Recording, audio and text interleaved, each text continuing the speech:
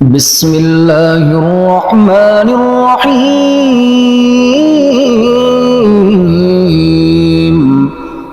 القارعة ما القارعة وما أدراك ما القارعة يوم يكون الناس كالفراش المبثوث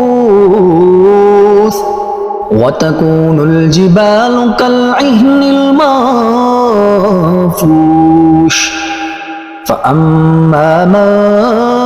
ثقلت موازينه فهو في عيشة راضية وأما من خفت موازينه فأمه هاوية وما